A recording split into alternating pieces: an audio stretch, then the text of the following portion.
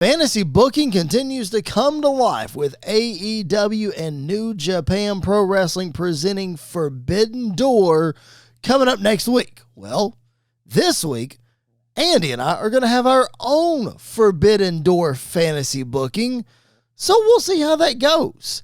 Also, we set our expectations on the debut of AEW Collision, and a lost WWE talent finally finds their way. That's all coming up on this edition of the Pipe Bomb Wrestling Podcast. The bomb drops now. All of you friendly, nice, amazing people. Oh, hi everyone. We love you so much. That's the best. It's TSF. This is it. Hunter Knott. Oh my God. And you're listening to the Pipe Bomb Wrestling Podcast.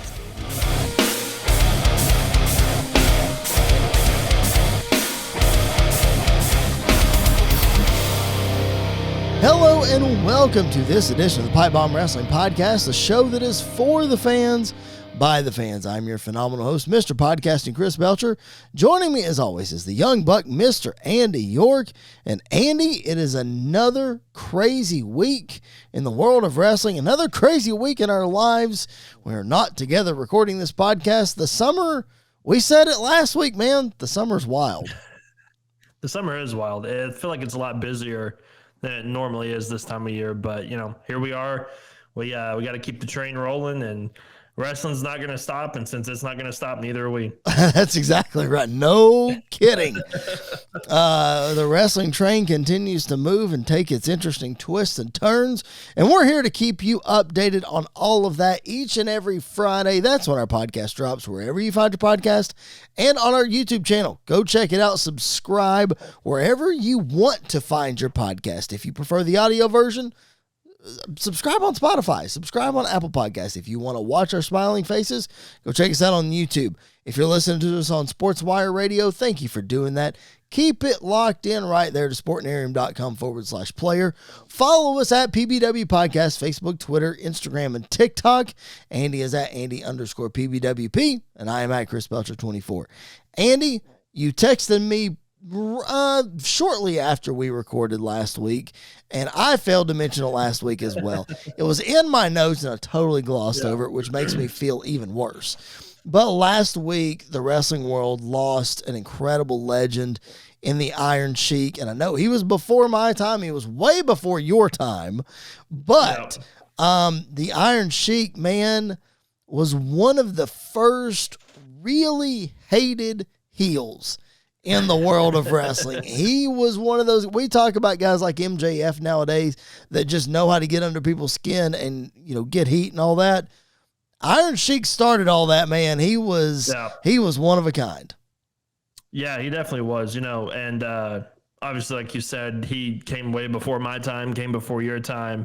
But I feel like he was one of the first legends I remember going back and looking at was the Iron Sheik, just because of the heel persona that he definitely carried. Really kind of like the first, I mean, you can correct me if I'm wrong, but like the first foreign heel persona that WWE has run with for a long, long time. Sometimes they work, sometimes they don't, but in his case, it absolutely worked. And just to see some of the reactions that he got, you know, just we talk about guys that were before their time, not necessarily in the ring for him, but you know, persona and character development, everything else was just through the roof with him. And, you know, it's amazing that he basically was like one of the biggest heels in WWF history, but he died one of the biggest baby faces with his rivalry on Twitter with Hulk Hogan.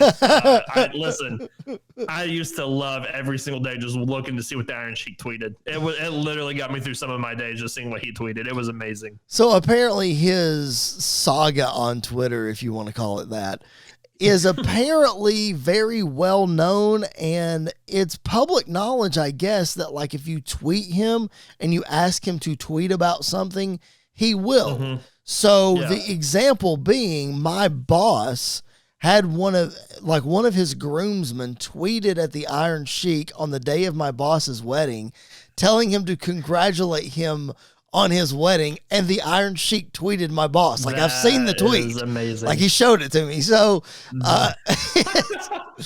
His Twitter stuff is yes, Hulk Hogan is the thing that everybody knows, but apparently it goes far beyond that, further than any of us really realized. That's amazing. Yeah. So it's a thing. So thoughts and prayers out to the Iron Sheik's family. Again, we apologize that we're a week late on that, but yeah, man, the only foreign heels that I can think of that may, at least in my mind, that I can come up with that were before him was like Baron von Raschke, and just guys like that. I know Sergeant Slaughter was coming in around his time, and he was still G.I. Joeing and all that kind of stuff. Yeah. We didn't get heel Slaughter until, 90, 91, something like that. So, But Iron Sheik, man, dude knew how to get heat. Dude knew how to get under people's skin. And, honestly, like he came in and was working in the WWF at a time where, and I hate to say this, I hate to sound, I don't want to say racist or prejudiced, because I guess that is the word, but hear me when I'm saying this, like, people at that time stereotyped people that couldn't speak clear English. Yeah. And so Sheik was part of that. So if you came in and you weren't understood by the audience, that automatically got you heat. A lot of people talk about, people like Oscar or somebody like that, and we don't understand why they don't get more time doing this, that, and the other. A lot of the unwritten rules in wrestling still abide by stuff like that. You know what I mean? Yeah. Yeah. Yeah. And, it's obviously we've come a long, long way since those days. And absolutely. I feel like the foreign heel trope doesn't work as well in today's wrestling world as it once did. And I think that's part of a good reason, part of a good thing, because I know they tried to do it with like Miro or Rusev and WWE and Shinsuke and all this other stuff, and you have to cross a lot of lines today for that to work that a lot of companies aren't comfortable with and shouldn't be comfortable with crossing to do that. And I feel like it's just one of those that you have to tiptoe the line sometimes, or you just have to be very, very careful in the instances that you do it. But then again, like we talked about, that was one of the things that he used and ran with and made it his own. And you mentioned some of the guys that probably came before him, but he was definitely like the first mainstream guy to make it like that. And just, an incredible career that he had. Yeah, and probably if you look at it, probably the greatest transitional champion of all time. He ended the humongous reign of Bob Backlund becoming the champion, only to drop the title to Hulk Hogan and his first WWF championship. I mean, the two ends of the spectrum there, that's pretty good for the Iron Sheik. So, again, thoughts and prayers out to his family. What a great legend. What just a great personality. And we talk about how much of a heel he was, but, most everybody just, loved that dude, and I'm sure he was just an incredible guy. So, thoughts and prayers out to the family of the Iron Sheik. While we're talking old school, let's hit some old school 101. And, Andy, this week, Old School 101 is so loaded because it's a week of celebrating debuts, and I'm going to explain that to everybody. When we research our Old School 101 topics, we like to go back and look at anniversaries around the date that our episode drops. Well, as I was researching for this, I found 4 that I just could not pass up. And it's 4 incredible debuts that I really don't know which direction we're going to take this. So I'm going to rattle these dates off and let's see what happens. June the 16th, that is the day the podcast is dropping, but back in 1996. So almost, 30 years ago. That would be 26 years ago, because that's the year I was born. You were born. Oh my gosh, that's right. So this was 6 months and a handful of days before you were born.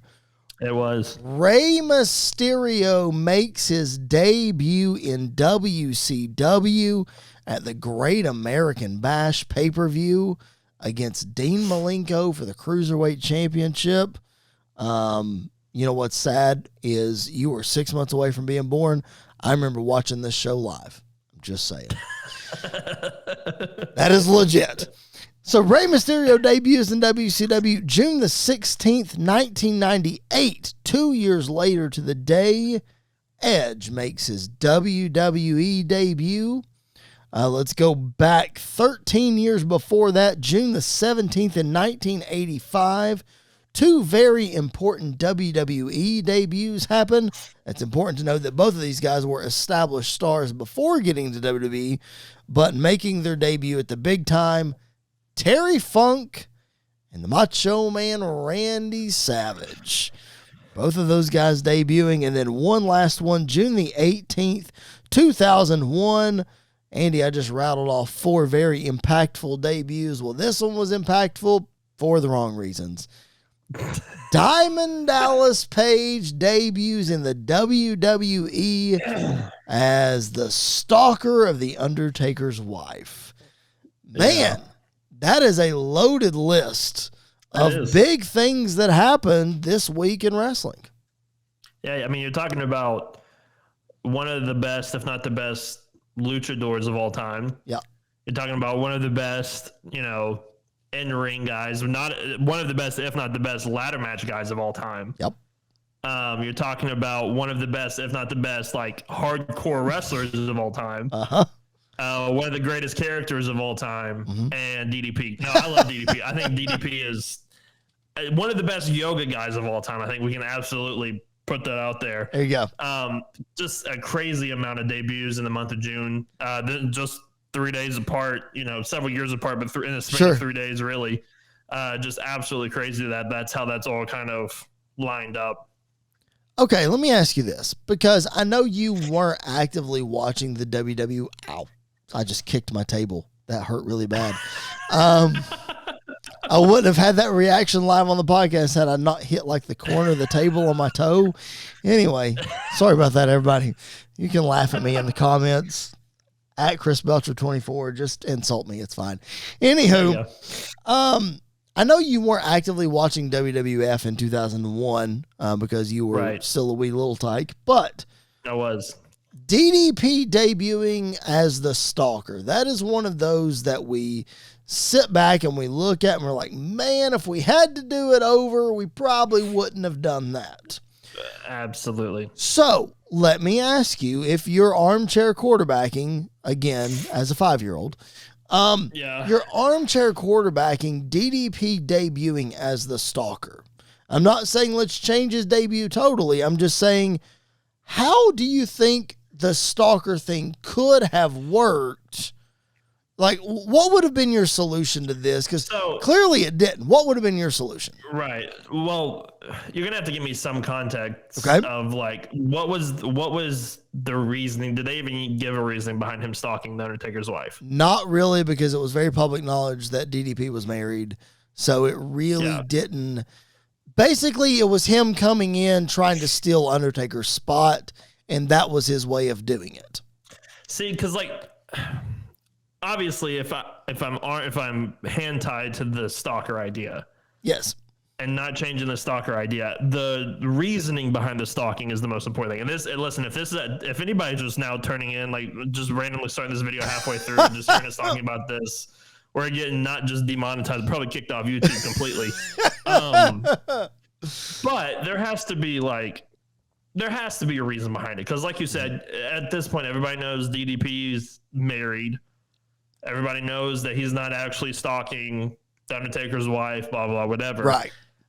I think you got to make the reason important. And what's more important than coming from a company that is dead and gone, that is absolutely washed up, and coming in and going after the biggest guy in the company? Right. I mean, it's one of the things that they, like the old saying about prison is when you get in prison, first thing you do is find the biggest dude in there and punch him in the face and assert your dominance, basically. Sure. Yeah. That should have been DDP's reasoning is, okay, I'm in a new company, find the biggest dude that's the biggest threat to anybody. Well, obviously that's going to be The Undertaker. Go after him. Mind games, all this other stuff. So I think the reasoning behind it has to make a lot of sense. Yeah. If you're going to stick with the stalking idea. But if I had like the freedom to do whatever, the stalking idea would be the second to last thing behind Katie Vick, probably, or in front of Katie Vick. So I feel like that was the time period of like post Attitude Era. Yep. Not yet in the Ruthless Aggression Era. Yep. And they were just trying to get people to watch each week. Yep. And they thought these would be the raunchy TV ideas that would work, and they weren't really working that well. Right. I really think, man, that they were just so handcuffed with DDP because he was never anything. Yes, he was a heel in WCW for a bit, but he was never anything like a stalker. Like, I'm not saying that you had to have him portray a stalker in WCW for this to make sense. I'm all about changing guys' characters and doing all that kind of stuff. But at the same time, I think you could have debuted DDP and sent him down this path of turning into this stalker type character, then have him go after The Undertaker. Yeah. Like, I think, like, I could have bought it had it not been DDP. I hate to say that, but you know what I mean? Like, it was just so... It was so far out of left field. He wasn't established in WWE yet. Well, I think that comes down to the reasoning again, because if his whole reasoning was, I mean, let's be real honest. If we're talking about guys jumping ship from WCW to WWE, DDP wasn't really one of the first 5 guys you probably would have picked. Right. And you wouldn't have hand selected. Now, obviously, DDP, former world champion, all this other stuff. Like, not saying that he didn't have a good career in WCW. He absolutely did. Right. But he wasn't one of the cream of the crop kind of guys, taking the Macho Man's words. Yep. Going from company to company. And so the reasoning should have been, The Undertaker wouldn't take me seriously if I came into this company and just challenged him straight up. Mm-hmm. Like, he wouldn't take me seriously. He would just look at me like an afterthought. Mm-hmm. But if I go after his wife, then it becomes personal, kind of like what AJ did. Yep. Going into the Boneyard match. Like, obviously, he wasn't stalking Michelle or anything, but he attacked Taker personally. Yep. Yeah, and so if you go in and attack, especially he wasn't the dead man character at the time. Right. So, like, you could go in and attack the Undertaker personally, and it would have worked really well to make, one, it makes DDP feel like a threat instantly, but two, it gives the story for DDP and Taker to logically go at it. Right. Yeah, I'm with you. I think it would have they could have done it better. Let's put it that way. But I think you hit the nail on the head just a few minutes ago when you said that they were still in this shock factor mindset of trying to shock people, but there was no competition, and it didn't really work. We spent a lot of time on DDP. You mentioned all the accolades really of Terry Funk, Randy Savage, Edge, and Rey Mysterio. Like, we spend enough time giving those guys flowers enough, but having their debuts, the anniversary of their debuts this week, I mean, what would the wrestling world be without those 4 guys, right? Just absolute incredible talent. You know. Well, I think they're 4 mainstream guys in the wrestling world. Yep. Like, it would be hard to find somebody who doesn't watch wrestling, and you could mention, maybe Terry Funk would be the one that would be not necessarily as well known, but it would be hard not to mention someone like Ray, Edge, and Savage. Macho Man. Yep. Like, most people would know that. Yep. We talked about a couple weeks ago that if, like, I was watching actively WC or ECW, Sabu would be my guy.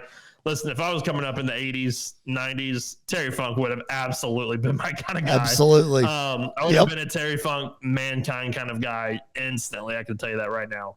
Oh, my gosh. It just makes me wish that you would have grown up with the same era of wrestling that I would have. I would just love to hear, like, how you saw it and what came out of that, and it would just be really interesting. Like, I've gone back and watched, what was the WCW show? Where it was Mick Foley and Terry Funk.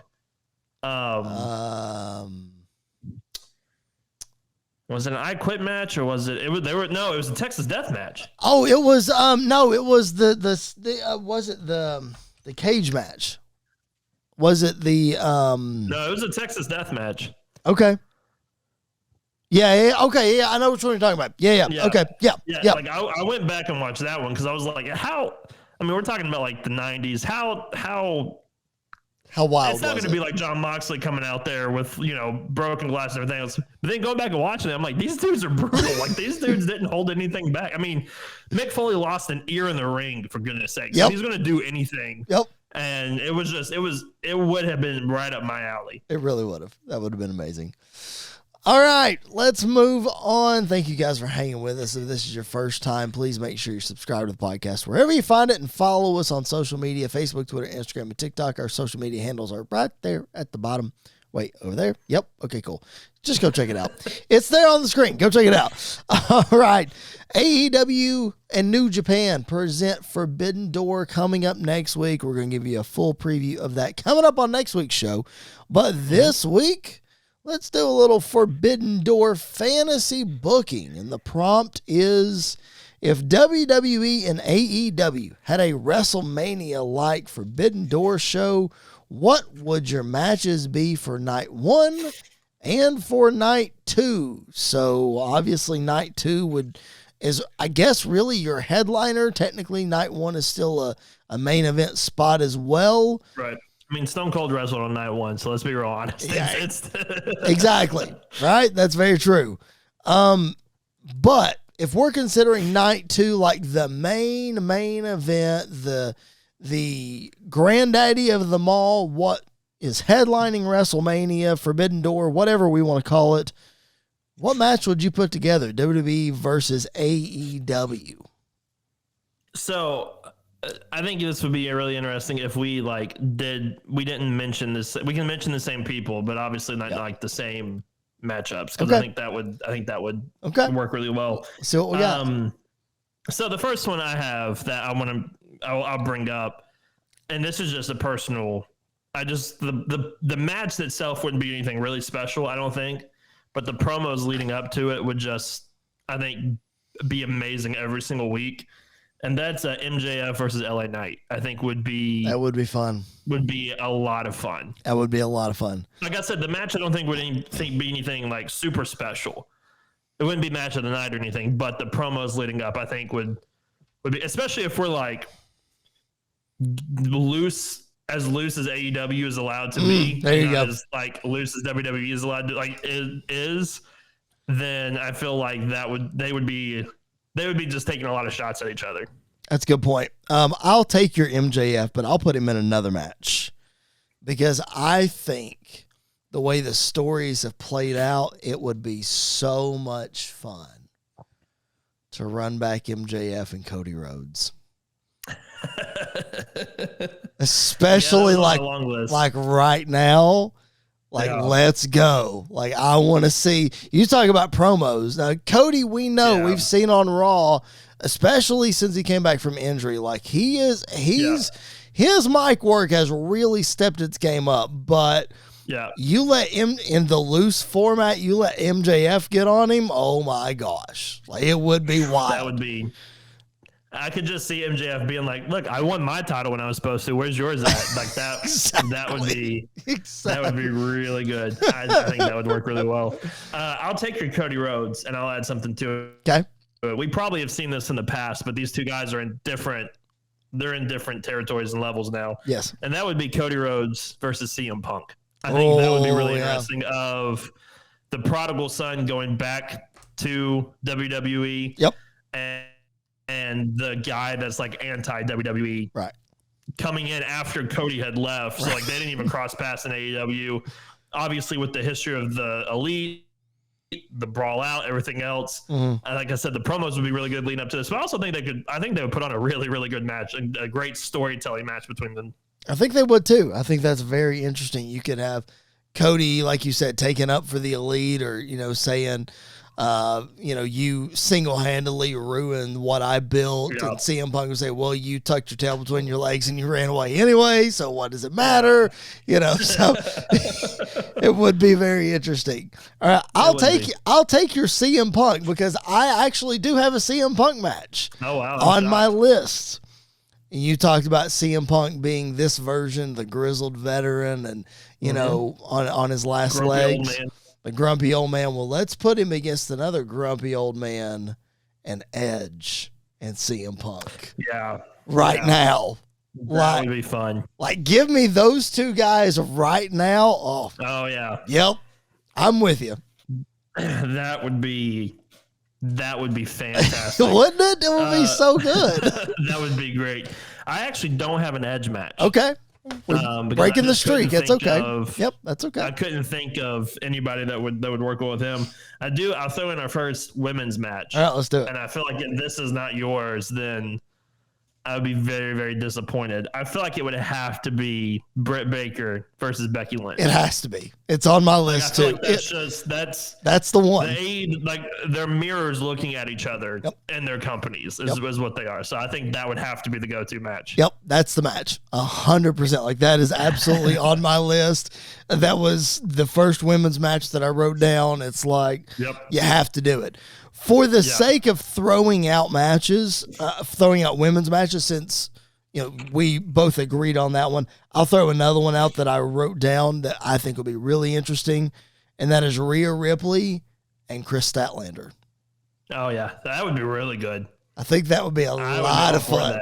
Yeah, I would be all for that. Well, this isn't even on my list; it just popped into my head. Okay, but I feel like since we're in this universe, this match would have to happen.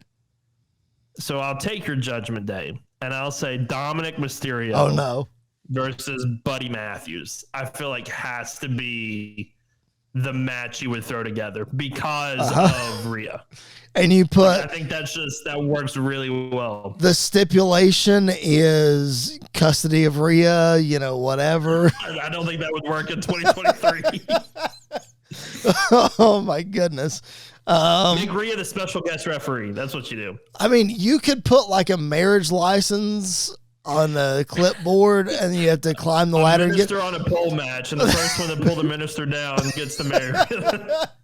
I was just going to say pull the clipboard down and sign it, and there you have it, but, whatever. My Vince Russo took over for a second. I'm very sorry. No kidding. Oh, my goodness. Well, if we didn't get thrown off the air for the DDP Stalker stuff, we probably got thrown off. We definitely did. All right. I feel like that we've hit a lot of, I don't want to say undercard, because those are some really good stuff. But if we're talking like matches that could potentially headline these shows, give me one that comes to mind. Well, the first one, when we talked about this, that came to mind instantly that I wrote down is Seth Rollins versus Will Ospreay. Okay. That's like the go-to. I think that is the dream match of all dream matches right now. Okay. Like the one that like doesn't seem like it's ever going to happen. Sure.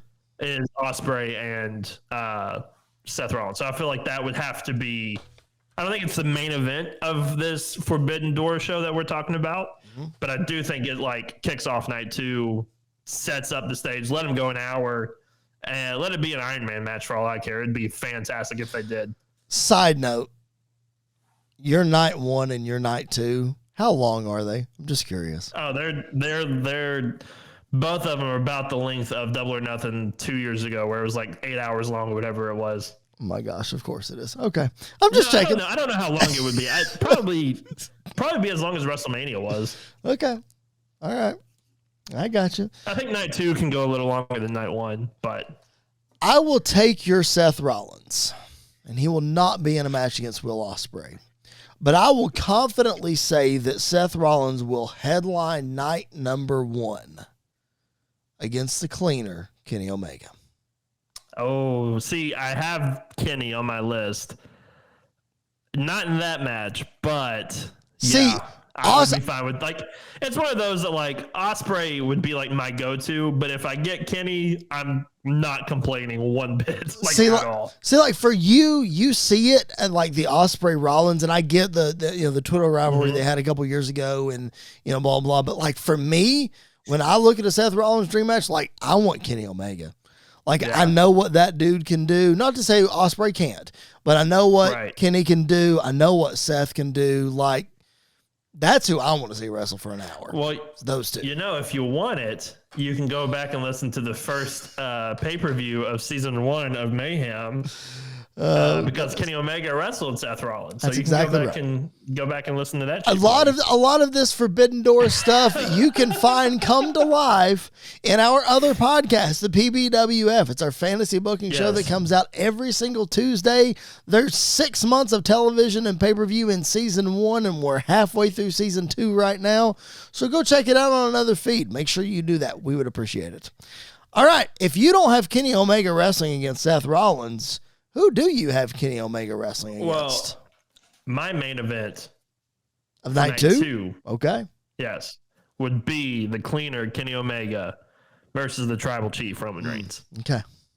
Like, I think the storytelling that those two dudes could tell, obviously not giving away a match that I have on my list as well, but both friends can get involved at the same time. Yep. I almost thought about putting the Elite, including Paige, versus the Bloodline on this list. That would be fun. And like an Anarchy in the Arena match or whatever. But I feel like I feel like Roman versus Kenny would be kind of like what Cody and Roman was from WrestleMania this past year. I really think that match would be really good. Like we saw, it was earlier this year, I believe, or maybe it was late last year when Kenny Omega was basically acknowledging the Tribal Chief on Twitter, talking about how good he is and, all that kind of stuff. And I honestly, I don't think Kenny Omega goes out of his way to blow smoke. Like, I really think that he respects what Roman's doing. And I really think that match and that feud could be really interesting. What I would be interested in seeing there is a reunion of Kenny Omega and Don Callis and the Don Callis Paul Heyman stuff. That would be awesome right there. Absolutely. That would be fantastic. Yeah, that would be so good. You get both of those guys as like tweeners, not really heels, not really faces. Let's go. Because the thing is, like obviously we know Roman can cut a promo. Yes. And Kenny can cut a promo. So they don't need their guys. Right. But having their guys adds a lot more to it as well. The nuclear heat that Callis and Heyman can get is just insane. Ridiculous amount. And neither one of them are afraid to say anything about the other one or the other competitor. So, let's go. Yeah, it would be a lot of fun. All right. I'll take your Roman Reigns, and I'll put him in the main event of night number 2. But it is not Kenny Omega. It's Jon Moxley. Yeah. I feel just like with the Cody and MJF story, like, We're 5, 6 years, 7 years removed, whatever we are now. And I just feel like this is the match that has to happen. The only reason I didn't put Moxley is because I feel like if you throw Moxley in there with Roman, you have to throw Seth in there too. And I agree with that. I agree. I was just... So that's why but I get what you're saying. I completely agree. Like I'm obviously, if you're, listening to PBWF at all this season, you know that this has already happened once, technically twice. About to happen again. Yep. It may happen again here in a little bit as well. So there's a lot that I would be fine with seeing this. Yep. But I do have a Jon Moxley match. I would be interested to see it. It's a Texas death match. Why would it not be a Texas death match? I was between two people. Okay. So I'll tell you who I didn't pick. I almost picked Tommaso Ciampa. That would be because I feel like the match between those two dudes in a Texas death match would be amazing. It'd be so much fun. Yep. But the guy I picked would be just as good, but the promos would be even better. And it'd be Jon Moxley versus Kevin Owens in a Texas death match. Man. Yep. Yeah. You sold me. Like I would be like that would just be such a great match between those two guys. It would be. You're exactly right. Like, there is no need for any wrestling skill whatsoever. No. Just put those not two. Saying that either guy don't have wrestling skills. Exactly. Obviously they do. Exactly. Just throw. That's what I'm there for. Yeah. Throw it out the window. Let's see those two dudes go at it. That would be amazing. Yeah. One other match that I cannot absolutely. There's a couple more we need to get to here, but one that's fine. One that I cannot pass up. That I absolutely have to say right now, and the fact that it didn't happen in the little short window that we could have gotten it just makes me so sad that we're probably not ever going to see this match. AJ Styles and Adam Cole. I have that on my list as well. I'm so glad you do. That's my Adam Cole and AJ match was that one. I almost put Adam Cole and Edge. Oh yeah, that'd be good too. Because I think that would be really good. That'd be a lot of fun. If I had the opportunity to put those two guys together, it would have to be Adam Cole and AJ Styles. One I didn't mention that I absolutely need to mention, and it's ridiculous that we haven't mentioned a tag match yet. I was getting ready to throw it to you, but go ahead. But it's a fatal 4-way tag match. With a ladder possibly involved? Sure, we'll throw a ladder in there. Because I've got a ladder involved in mine too. It'll be FTR versus the Young Bucks versus the Usos versus the Street Profits. That's almost the match that I had. Secretly, because I knew that this was going to be close to the match that you had. So I took one team out and replaced it. Okay. I took FTR out of the match. I put the Lucha Brothers in the match. Yeah, I'm fine with that too. Usos, Young Bucks, Street Profits, and Lucha Brothers in a ladder match. Well, you know what? Let's just make it a 6-way. Okay. We'll keep FTR. We'll keep the Luchas. Who are we putting in? And let's throw in, man, the first thing that popped in my head was Alpha Academy, but that's just because of Chad Gable. Right. Um, Are you putting in Braun Strowman and Ricochet? No. Something interesting like that? Maybe. I thought about Imperium. Okay. I can see it. Oh, you could throw in Finn and Priest. Yeah. The Judgment Day, they could be interesting. Viking Raiders, I think, in this environment would be really good that too. could be good too. Yep. I like that. Pretty Deadly. There's like a rando. I thought about them too, but they would be really good in this spot. Yeah. I don't know. No, I got it. Kofi and Xavier. Yeah, let's throw New Day in there. We got to throw New Day in there. There you One go. of the best tag teams of all time. Throw New Day in there. There's your 6-way right there. Man. There's your 6-way. Gosh, that's incredible. Okay, here's one. I just haven't seen the New Day together on TV in so long that I kind of forgot they were a thing for a minute. I know. Okay, last one. Because I'm surprised that you haven't mentioned this guy yet. Who's your Gunther match? Okay. Well, I have a Gunther match. Uh-oh. It's a fatal 4-way match. Mine's a fatal 4-way too. Let's go. That you need to reinforce the ring for. Mine too. Let's go. Because I've got Gunther versus Brock Oh, okay. versus Wardlow Okay. versus Brian Cage. Oh, that's fun. Okay, I like Brian Cage. If you can also throw Brian Cage out and put Keith Lee in as well, because I would be totally fine with that. Okay, I'm gonna toss both of those guys out. My person in that spot's gonna be Samoa Joe. Yeah. So you've got Gunther, Wardlow, Samoa Joe. I'm taking Brock out, although I don't have a Brock match, but that would be incredible. Taking Brock out, and I'm putting Drew McIntyre in. Yeah. Yeah. Yep. I would be all for that. That would be a lot of fun. I think Drew in that environment would absolutely thrive. That'd be great. I forgot to tell you earlier, when I took FTR out of my ladder match, I have them up against Kevin Owens and Sami Zayn.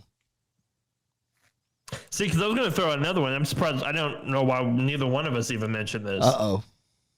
But technically, we could get them back together and do FTR versus Edge and Christian. Oh, hey, we could do that. You're right. Like, Man. that option is there. It is Turn there. Edge heel, Edge and Christian versus FTR. Yeah.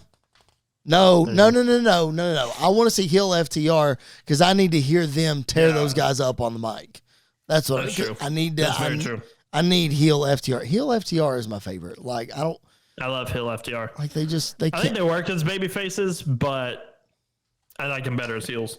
Man. As long as they're not doing the back cream stuff. Oh, the that FTR Usos feud we get, and that's the story we get.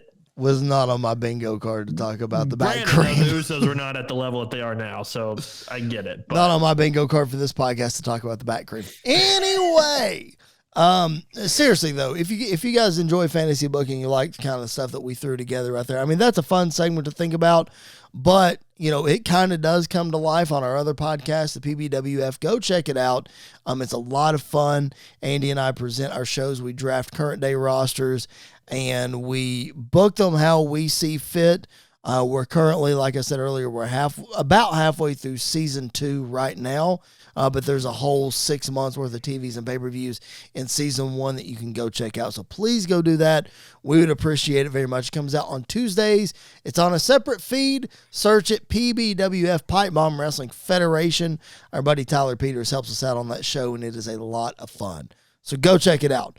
All right. Andy, let's move on and answer some of the biggest questions in the world of wrestling today. We saw the video package. We've seen the hype. We've seen some matches announced. Now it's time to put their money where their mouth is. AEW debuts Collision this Saturday on TNT. Again, CM Punk, FTR, Samoa Joe, and Bullet Club Gold. We saw on Dynamite that Wardlow and Luchasaurus was announced. The return of Andrade. The big question from Miro. Yes, I forgot about Miro. The big question for me here is man, what do we expect? What should we expect for this show? How do they make this show different than Rampage? Yeah, that's the one question I have is what is this actually going to look like? Because I don't want it to look like Rampage, and I don't want it to look like Dynamite as well. I do know one thing. I do think that the Chicago show is going to be an abnormality because if you saw the reaction Punk got on Dynamite from the live crowd, it was not necessarily a hero's welcome. That is true. Guy. Now, granted, I do think he is the kind of guy that you put a microphone in his hand one time and he can get the crowd reaction one way or another. Sure, I feel like he's that kind of guy with the mic, but I do think it's going to be a long time. It's going to take some time. That's why I'm personally hoping when he comes in, maybe not right away, but once we start building to this, hopefully CM Punk FTR versus the Elite build that we're going to get to go into All In, or All Out. All Out? All Out. All Out. No, All In. All In. That's right. It's All In. No, all Out. All In's the first. Yeah. All In's first, All Out second. Why? Yeah. Make it confusing. Why do they do that? Anyway. But we're building to All In. I feel like Punk needs to be the heel in that entire feud. I think him and FTR need to be the heels going into that. So I feel like we're going to get a little bit of a babyface run. The heel turn is going to happen. And when the heel turn happens, I feel like is when Collision is going to be really taken off.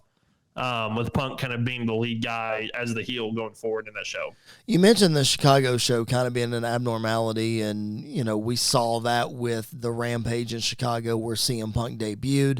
That was easily the high point of Rampage. It's never gotten anywhere close to that since or before, whatever.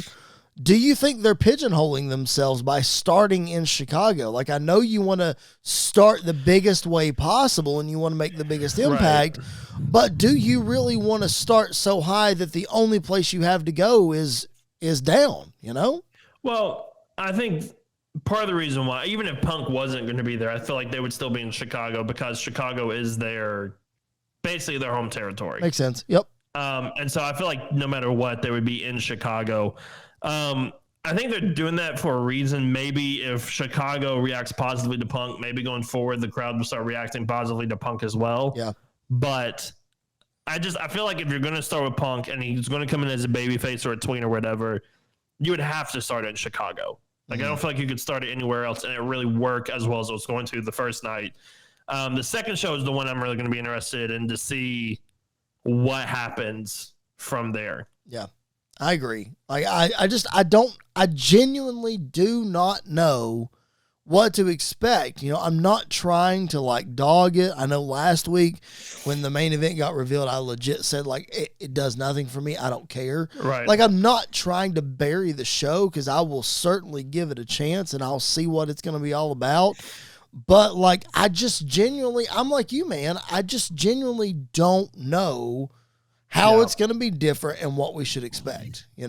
Tony Khan did an interview maybe late last week, early this week, where he said he's not firm on a brand split, but he is going to have the opportunity to feature different guys, which makes sense. Yeah.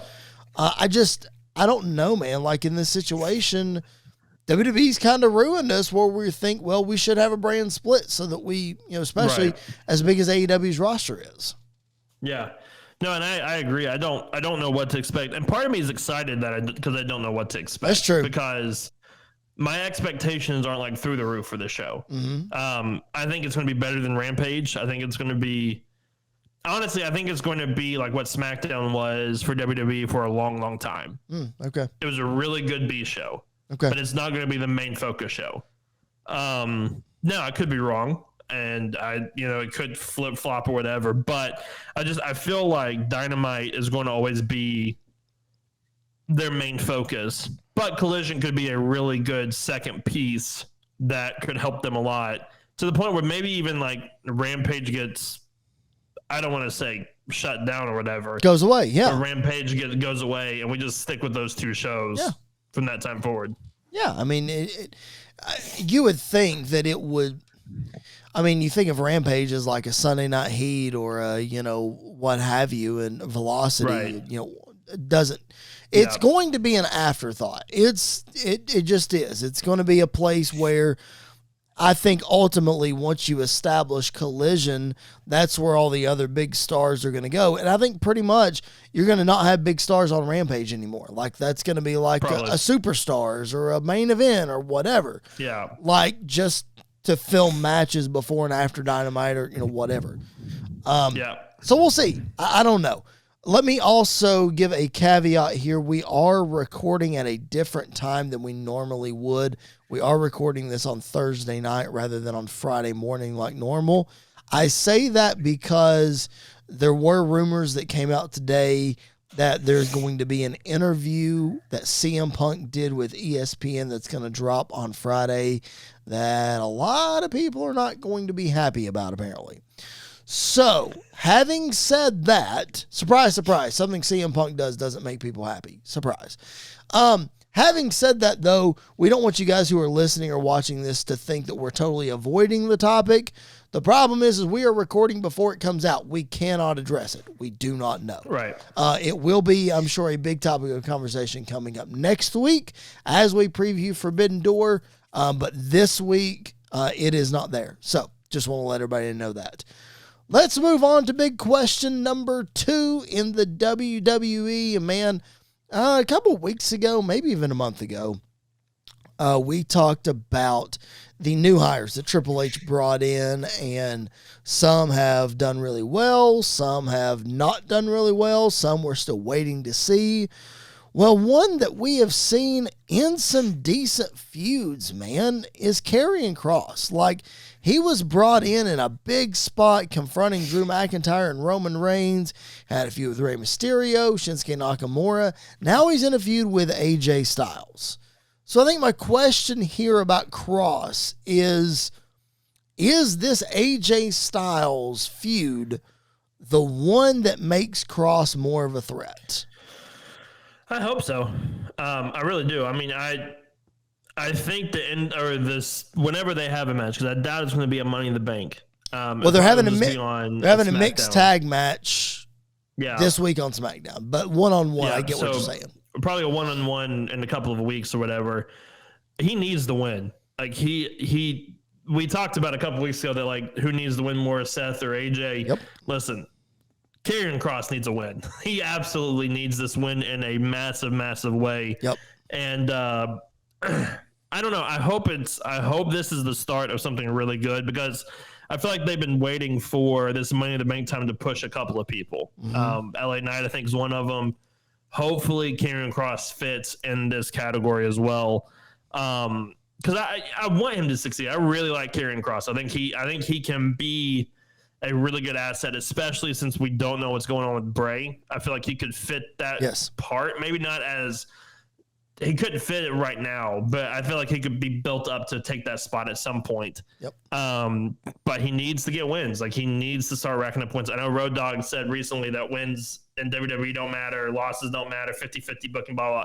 Listen, if a dude loses a lot, it matters. Like, he can't be taken seriously at all. Right. So I think he needs to win, not just the one match, but if they keep going, he needs to win the feud decisively. Yep. And move on, and AJ can move on, and then we build Cross up from there.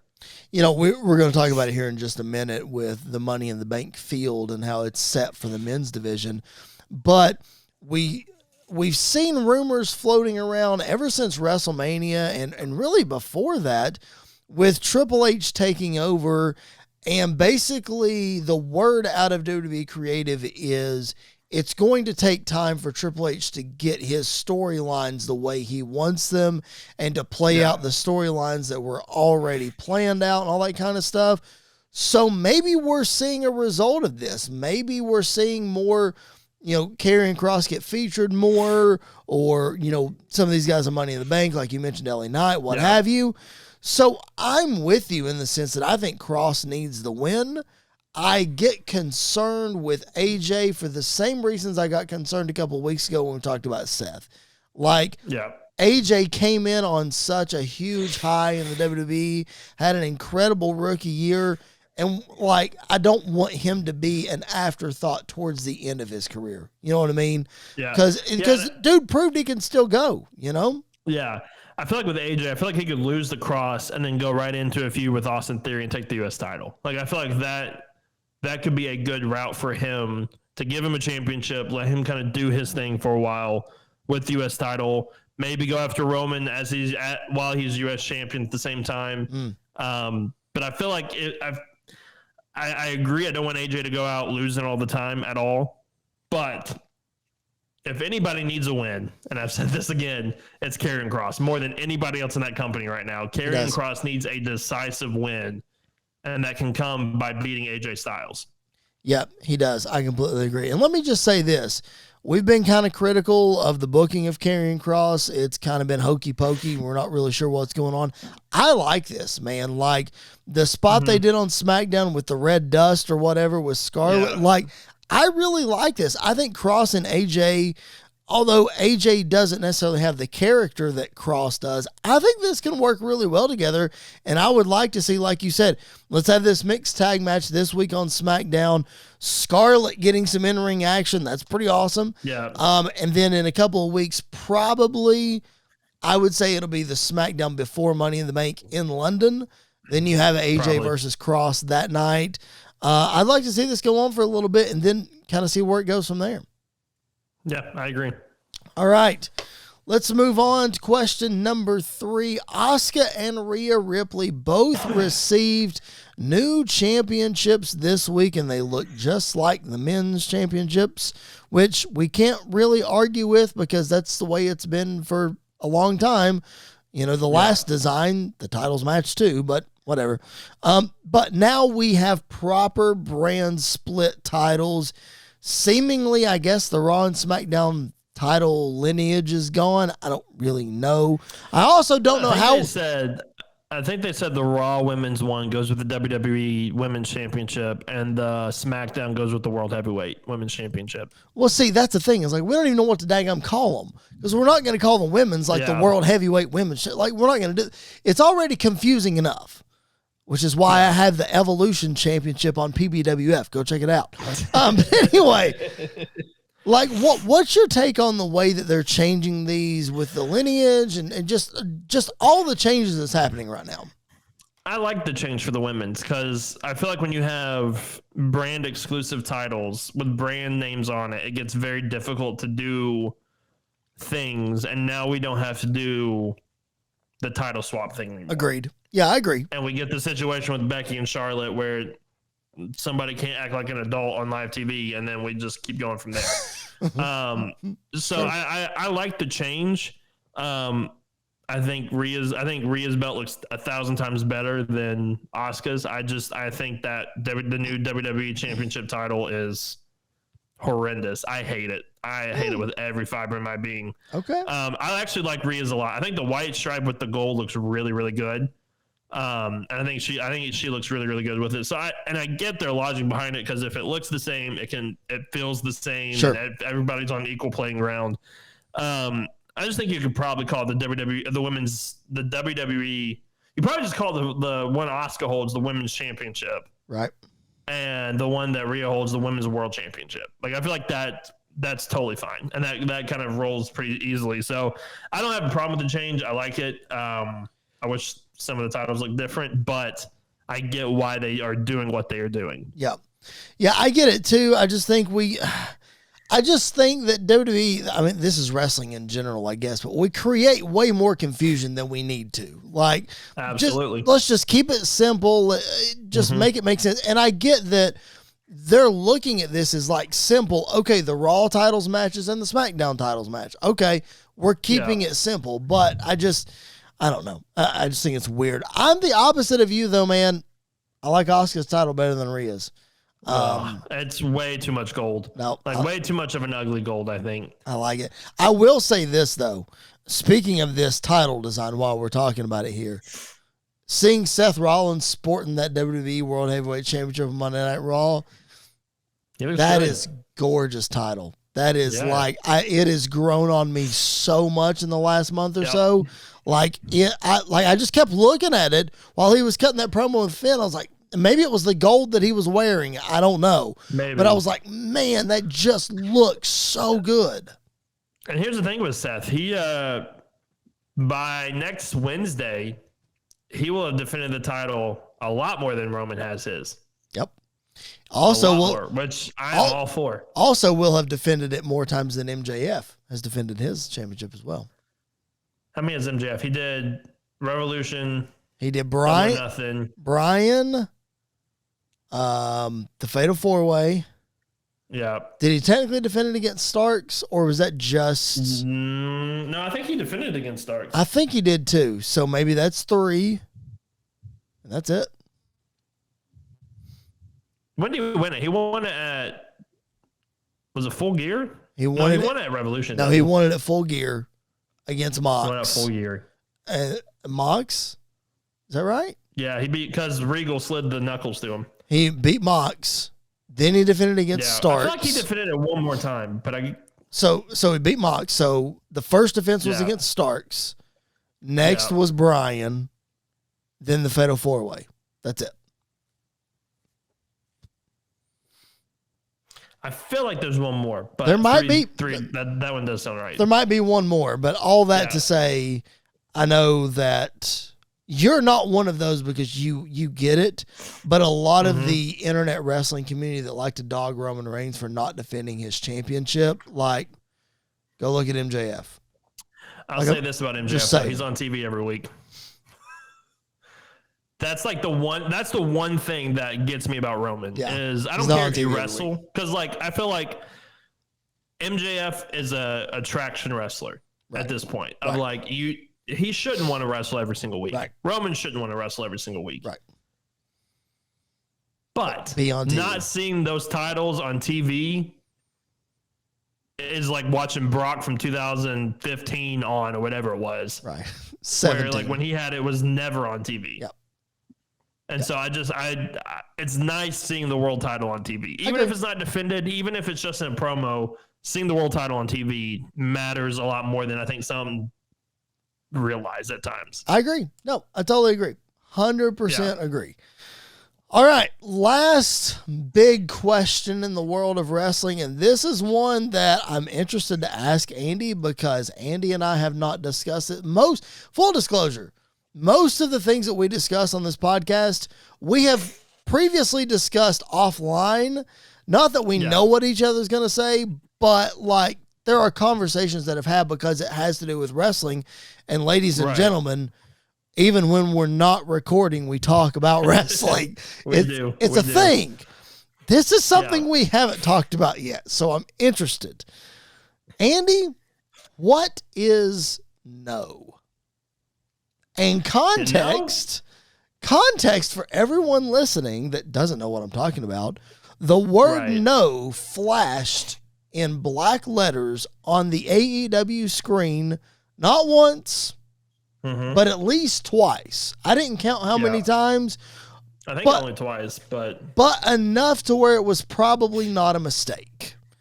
Right. So, Andy, the first time it popped up, I think it said yes, no. Oh, I missed that part. The first time it popped up. Okay. Because that was during the Four Pillars promo. Okay. Is when it popped up yes, no. And then this time it just popped up no. Okay. So, Andy, what is no? I have no idea. Like, I don't even have a speculation at this point. Does anybody in the internet wrestling community, have you scrolled the Twitterverse to see if anybody has any opinions? Because I haven't. I've seen like some people talk about it, but I haven't seen any like suggestions as to who it could be. Because I'm trying to think of like people we haven't seen on Dynamite in a long time. Okay. And so nobody really jumps off the table. Okay, let's analyze this in real time. So again, ladies and gentlemen, as I just said, if you're listening or you're watching and this is boring to you, I'm very sorry, but Andy and I are literally going to have a conversation that we would normally have offline. Here we go. Yes. Let's talk about when no showed up. Yeah. You just said it showed up when it was Darby, Sammy, and Jungle Boy. Was Jungle Boy out there? Did it show up during his promo? The second time? This last time? Okay, so I know it showed up during the Sting 8-man tag match, which Darby was involved in. Yep. Did it show up during the promo before that with Sammy, Darby, and Jericho, and then Sting came out and all that kind of stuff? Did it show up then as well? I don't think so. Okay. So I'm just trying to correlate, like if it's showing up for someone specific, or that kind of thing. I mean, the only times it has popped up was with Darby. Both times. But the first time it popped up, it was not on Darby. It was on Jungle Boy when it popped up. Okay. So I'm trying to think of like...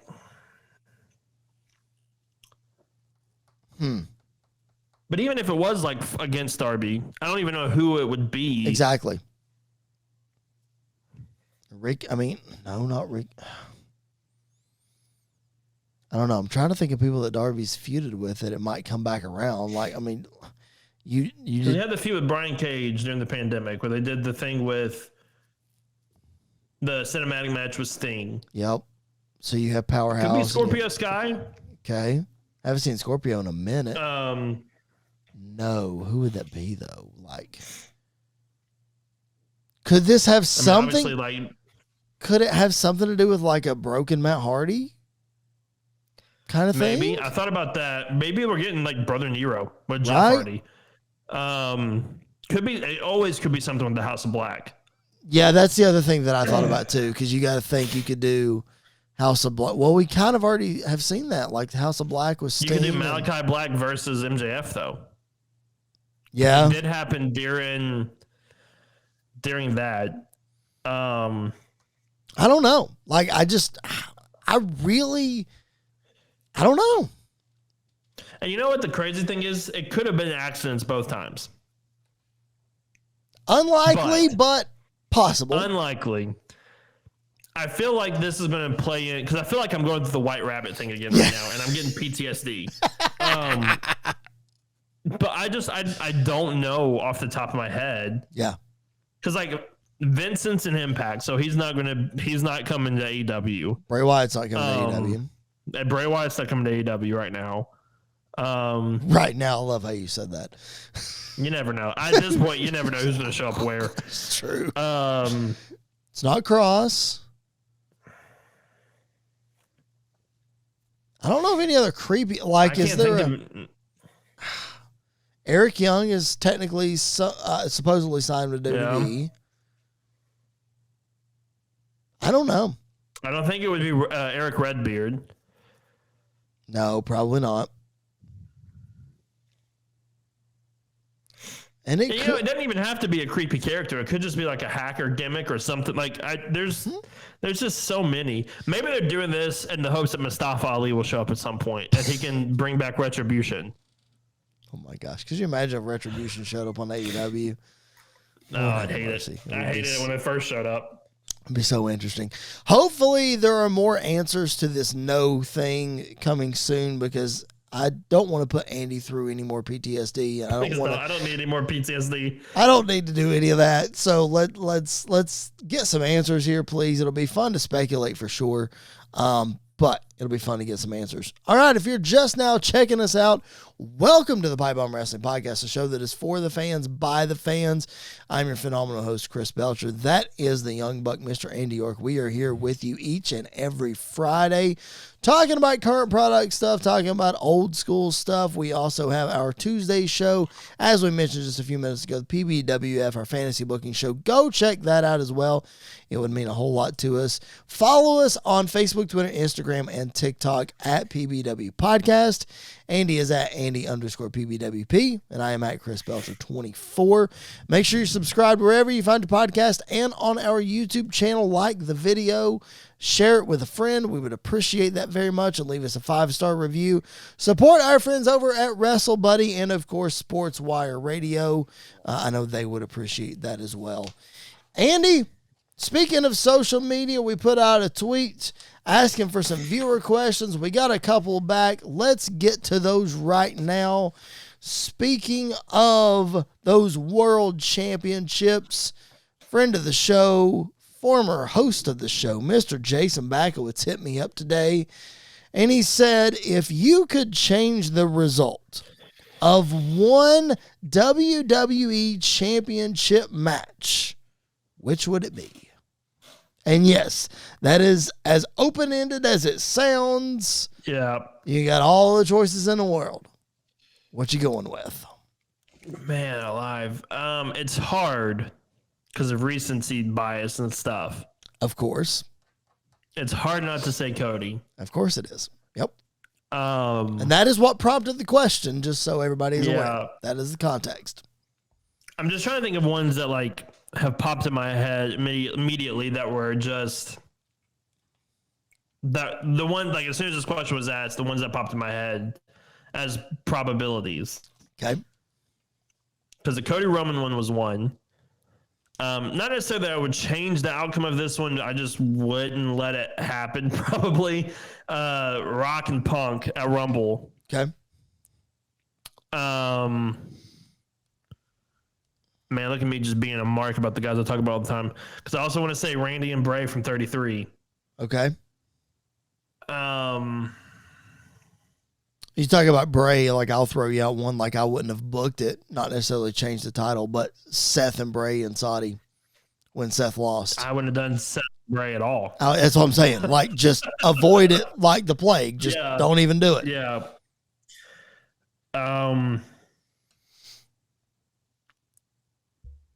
But if you had to pick one that just eats you alive. Difficult. You know, I hate picking this one, but the one that has bugged me. Yep. Bugged me then, bugs me now. And I think it's going to bug me for a while. Okay. And I heard your boss talk about it. Not about it, but about a scenario like it. I believe last week or this week on his show, one of the two, I don't remember. Anyways. About the worst mistake that they made was Austin turning on, or the Austin heel turn. Uh-huh.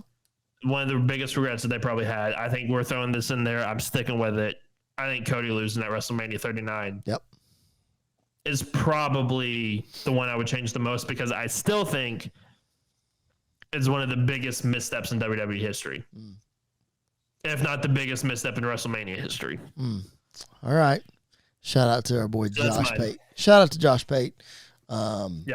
Appreciate you hanging out and talking wrestling and all this kind of stuff. Maybe we'll get you on the podcast. Who knows? All right, here's the one that eats me alive, man. It's from 2002.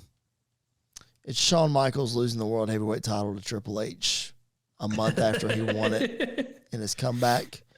Shawn won the title at Survivor Series in the first Elimination Chamber. And a month later, they wore those horrible tights. Unfinished. They were not finished. They didn't have time to be finished. Horrible. I don't know what would have made them better, but they're unfinished. They were rough. Shawn won the title that night. He lost it the next month to Triple H, and he would never win the World Heavyweight Championship again in his career. Wow, that's and his crazy. career would last 8 more years. Ladies and gentlemen, I would change that one. Shawn would have won that match and would still have been champion because that would have springboarded him to WrestleMania 19. We wouldn't have got the Triple H Booker T, regardless of how you feel about Triple H and Booker T's feud. Instead, Shawn Michaels and Chris Jericho on the WrestleMania stage for the World Championship is what we could have gotten. So I'm going to stick to that one. I'll just throw one out there as well. Okay. Not about somebody I normally talk about, so don't worry, but it's not going to be Punk or Brady or anybody like that. But I want to say Fastlane 2016, Goldberg beating Kevin Owens for the Universal title. Oh, yes. I would change as well. Absolutely. No doubt about it. Yep. I 100% agree with that. For sure. I remember being like, that was probably one of the first times since I got back watching wrestling. I remember being mad. I was shaking. I was so mad that it happened. I was furious when it happened. Yep. Yeah. Absolutely. That's that. Yeah. I'm glad you thought of that. That's the moment. That's because everybody that listens to this podcast knows how much I disdain Goldberg. That's the moment where this disdain happened, because the Survivor Series moment, pop for it. I loved it. I thought it was a great moment. That moment's the one that I hate with every fiber of my being. Yes. It's Fastlane 2017, not 16, but yes. 17. That's right. Yes. I completely agree with you. That should have never happened. All right, another viewer question from, again, another former co-host. Need to get him back on the podcast here soon. Mr. Jared Justice, my brother from another mother. Jared's an old school guy like me, so Jared sometimes questions some things that happen in the current state of the world of wrestling, don't we all? But Jared texted me and he said, man, explain to me what an eliminator match is and why the champion, in the recent case, Adam Cole, has to wrestle and beat the champion just to get a shot at him. Andy, I'll throw to you first. Explain this eliminator reasoning. Do you want the kayfabe reasoning or the booking reasoning? Well, give me both. Give me both. Okay. The booking reasoning is the easier one to give, because you want to get this match because it's going to get viewers, but you don't necessarily want the champion to lose yet, which I get. And the way that the match happened and the Adam Cole MJF instance, I'm totally fine with, because one, the match was just ridiculous. Match was awesome. Yep, match was awesome. And the finish I absolutely loved. I thought the finish was done I don't think they could have timed that finish any more perfect than they did. They did a very good job with that. Yep. There have been times though where this doesn't make a lot of sense. WWE used to do when Vince, the last couple of years of Vince, what'd they call it? It was the number one championship. contender. It was championship. Contention match or something like that. Maybe it was just championship. I don't. Hang on. I'll look it up. Keep talking. Anyways, it was one of those where you had to beat the champion to become the number one contender for the championship. I don't like it when it's done. I think there are times when it should be done and times when it shouldn't be done. And I think if you do it all the time, it shouldn't be done. But if it's like a one-off time, then I'm fine with it. But kayfabe reasoning is there is no really real reason for it to actually happen. Mm-hmm. I agree. It's championship contenders matches is what WWE called them. And they had a run with those in 2021, 22, something like that. I hate these matches. I absolutely despise these matches. I think they're stupid. I understand that if you're trying to, like you mentioned earlier, get the match out there, increase viewership, what have you. You can even get out there and have the champion get beat without losing the title so that you plant doubt in people's minds and blah, blah. But it's dumb. It makes no sense as to why you have to beat the champion to get a shot at the champion, because then the champion wouldn't be the champion if you beat the champion. It just It doesn't make any sense. Why? No, it doesn't. Makes no sense whatsoever. When was the old-fashioned put two guys out there, the winner is the number one contender? Done. Go just call them out. That's basically what we do now is just call them out. Just call them out. Jump the champ in the backstage area. What have you? That's how you become number one contender. I will say with MJF, it feels more in character with him. Yes. Because he's made a lot of people run through the gauntlet. He's made a lot of people earn their, like, blah, blah, whatever. He's never done it with himself, and that's the one thing that sticks out to me. Mm-hmm. But it's not uncommon for MJF to be like, well, you got to win a couple matches, or you got to beat me to even earn a chance to fight for this, which I get it. Again, though, I'm not a huge fan of it. Mm-hmm. I feel like since Forbidden Door is coming up, they wanted to get this on TV now so that post Forbidden Door, they can keep the feud going. Right. But yeah, I feel like there's probably better ways that you could have done this. I completely agree. Like, I think the match we got was totally worth it because it was amazing. It was an insane match. So good. But like, I feel like MJF, like you, I feel like he needs somebody to do his bidding for him. I think that's what we should have had, but that's here nor there. So fantastic match. Let's hit a couple more quick hitters on our way out. Again, bringing back up the PBWF. This happened on my show in season 1. But face to face for the very first time this past week on Dynamite, Sting and Chris Jericho. I don't know in what scenario we're getting this in. I hope it's not a tag team match, but it probably will be if we get it at all. But man, you texted me when it happened, and it, as much as I don't necessarily need to see it happen now, like, it's a dream match. Yeah. It's got to. I think it needs to happen. I don't think it needs to be like a 60-minute classic or anything like that. But I think a retirement match, maybe all in, maybe all out. Jericho being the one to retire him, I think it's because we've said it from the beginning. I think Sting's last match should be a singles match. Yep. And I think this should be against Chris Jericho. I agree.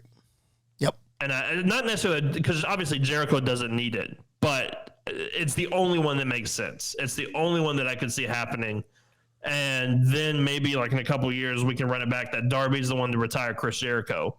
Kind of make it full circle with Sting and Darby Allin. So I'm all for it. The face to face was just amazing. The crowd ate every single second of it. Yeah, it was so good. I love when moments like that happen. It was so good. Yeah, it was very good. Crowd ate it up for sure. If it's anything like what Jericho's been doing with Adam Cole, I don't want to see him and Sting in the ring together, but again, like I said, it's a dream match, and it just gets me excited, the possibility. So listen, we'll see. It can't be worse than Taker and Goldberg. It can be. One of them can actually get dropped on their head, but Taker did get dropped on his head. He's just lucky he didn't get hurt from it. I know. As he says, stay away from buckle bombs. He was like 2 inches away from getting paralyzed. Something like that. It was uncomfortable. It was bad, very bad. Main event this week on Dynamite, the Blackpool Combat Club versus the Elite. Anytime you put a combination of those two factions together, you're going to get what we got. And what we got was a fantastic Dynamite main event. Yes. And the last 5 minutes of Dynamite was just, you couldn't stop watching. It was just absolute chaos. Yep. Every single second, and I loved every second of it. I saw a lot of people in the internet wrestling community after that be like, "Man, I need a cigarette after that one," or I need, whatever. So yeah, for sure, it was right up your alley. It was pure mayhem on Dynamite. It was mayhem. I mean, Will Ospreay popping up out of nowhere, hitting the super kick, and Eddie Kingston coming back to TV for the first time in a while. Like, it was just all of it together was amazing. You had I love the drama within the drama of Eddie Kingston and Jon Moxley now being face-to-face because they were former best friends or still kind of best friends. What's happening there? I think we sort of teased a little bit Bryan Danielson versus Will Ospreay at the end because Danielson was clapping for Ospreay after he was beating up Kenny, which that's also a bucket list dream match for the wrestling community as well. Just a ridiculous 5 minutes of I almost said mayhem of Dynamite. Makes you think a lot about mayhem if you're a PBWF fan, because that's the way a lot of those shows end.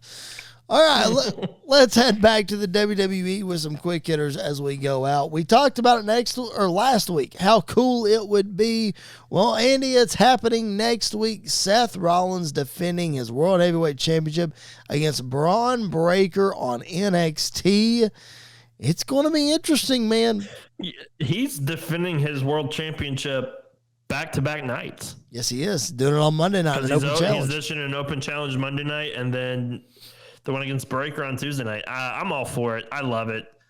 I think this is what we need for the World Heavyweight Championship to feel as big or feel big, but be completely different than Roman's title. And I think they've done a really good job of that so far. Yep, they definitely have. I'm very proud of, very excited rather, of the booking of this title and making it feel different. Speaking of the Tribal Chief, he returns this week on SmackDown in Lexington, Kentucky. Wish I was going to be there. But Me too. Roman Reigns in the Bluegrass State. Man, a new chapter of the Bloodline story will be written yet again this week. This Jey Uso stuff is just getting interesting. And man, he was so over last week. Oh my gosh. Yeah, I think I've been saying it for a while. I think it's just building to him being the one to beat Roman at some point. Like I am fully behind the Jey Uso dethroning being the one to beat Roman Reigns for those titles. And guess what? They're going to put him up against Roman, and Roman's going to beat him again. Yep, and it's just at that point, it may make me not even care about Roman Reigns in the Bloodline anymore, because it's just there's a point where it goes on too long. Right. And I feel like we are not there yet, but I feel like we could be there if things go certain and ways. I don't think it's even a point of going on too long. It's a point of what's left. Yeah. You know, like what's left to do. You know, what is the most logical end to this story? It's like a movie franchise that has too many sequels and it goes on too long, and it doesn't end the way that it should. Toy Story is the perfect example. It's like Fast and Furious is another example. Okay, well, Fast and Furious, Toy Story, whatever. Anywho, Toy Story is a good example too. Like Toy Story should have ended at 3, and we had 4, and apparently we're getting 5. We're getting 5, yeah. So, like, what are we doing here, people? Anyway, so Fast and Furious, we're at what? 10 now? We're supposed to get 2 more? 10. Or Something like that. Supposed to get 2 more, something like that? I have no idea. Yeah. I've never watched that franchise. 2, I think we've already had like 2 spinoffs or whatever. Yep. Yeah, so it will, all that to say, man, like Jey, we've talked about it. Jey has to be the end of the story. I'm not saying Jey has to be the one to beat Roman Reigns, but the story has to somehow, we need the resolution with Jey. We got to figure it out. All right. Carlito, we saw return at WWE Backlash in Puerto Rico to a humongous pop, one of the loudest pops that we have heard in a long, long time. Well, reportedly came out this week that he has signed with WWE. So we will see, Andy, if that comes to fruition. I know they offered him a deal, I think in 2021, and he turned it down because he didn't want to be a part-time coach. So we'll see. Something like that. We'll see how this one plays out. I'm all for it. Listen, I love Carlito. The pop he got was huge. Yep. And him being a part of the LWO is I think just smart. So I'm excited to see what he does. Yep, it is very cool for sure. Last thing on the WWE quick hitters, the Money in the Bank card is really shaping up, man. We mentioned Seth Rollins a little bit ago. That World Heavyweight Championship tour continues with a defense against Finn Balor at Money in the Bank. Cody Rhodes versus Dominic Mysterio is official. Still lacking one spot in the women's Money in the Bank. Got Io Sky, Zoe Stark, Zelina Vega, Bayley, and Becky Lynch. The other 5. But the men's match is full. We have Santos Escobar. I don't think it is. You don't think it's full? We're getting one more? I don't think it's full. I think we're getting one more. Okay, the 6 spots that have been advertised are full. Santos Escobar, Butch, Ricochet, Shinsuke Nakamura, LA Knight, and Damian Priest. Before I get to that point of it not being full, my point was going to be it's a match with no former winners and no former champions. The tides, they are a tournament. I'm all for. Yep. I am all for that aspect of it. But I do think we are going to get one more person. Who is it? I do think that it'll be announced this Monday because Logan Paul is going to be at Raw this Monday. Oh, that's right. And I think Logan Paul is going to be in the Money in the Bank match. Don't think he wins it. Think that there's a chance he might win it. Don't think he actually does win it. But I do think he gets added to that. Which, if he is added, then I'm excited. I just if he wins it, I'm a little more. What if skeptical. What if he accepts Rollins' open challenge? I could see that. I just don't see him wrestling on Raw. I mean, he could. But I will say this: they're in Cleveland, and who's from Cleveland? The Miz, Dolph Ziggler, and Logan Paul. Nope, there's one other. Jerry Lawler. Nope, there's one other. Who's the Your other? boy, Johnny. Flip right. Let's go.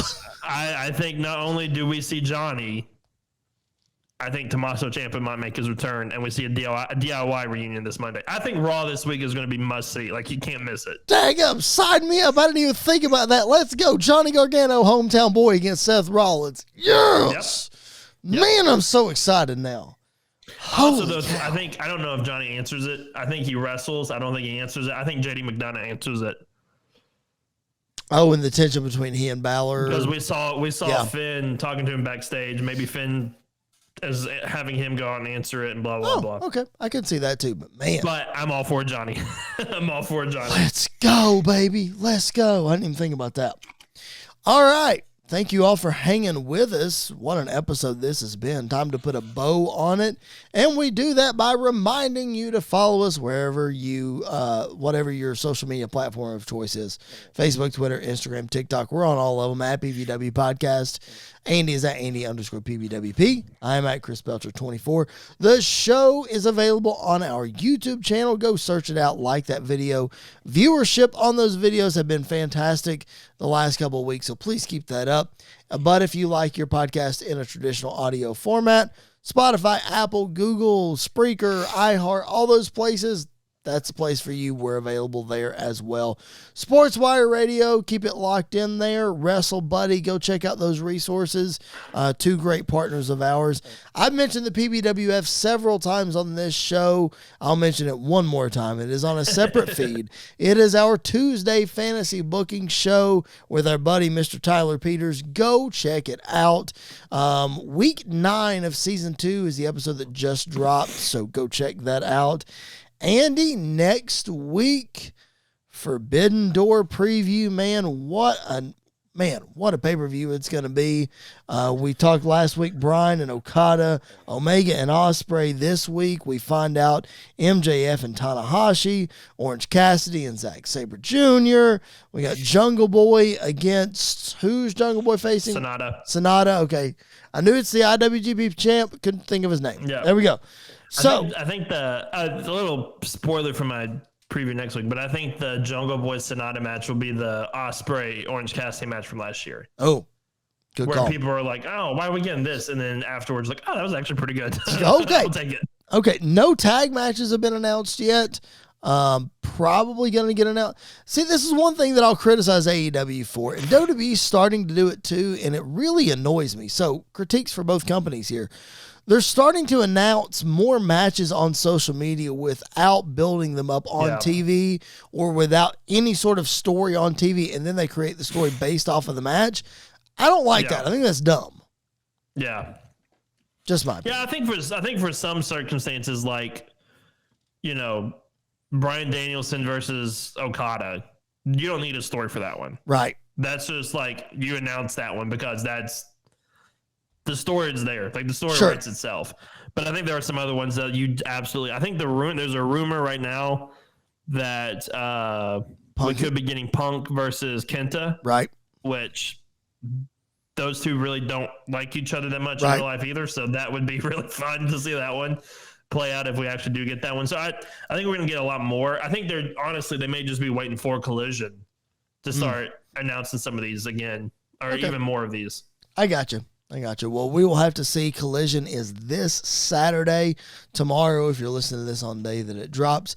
And if you're listening to this past Saturday, well, it was before that. It was yesterday. So, yep. Go check it out. All right. We'll be back with you next week, breaking down Collision, previewing Forbidden Door, and try to get some WWE talk in there. That's had a lot of AEW talk this week. Probably have a lot more next week, but Money in the Bank's right around the corner. So we'll get you caught up on everything in the world of wrestling. Make sure you follow us on social media at PBW Podcast. Those Twitter handles are down at the bottom there. Make sure you do that. Subscribe wherever you find the podcast. All right, that's going to do it for Mr. Andy York. My name is Chris Belcher. This has been the Pipe Bomb Wrestling Podcast. We'll catch you guys.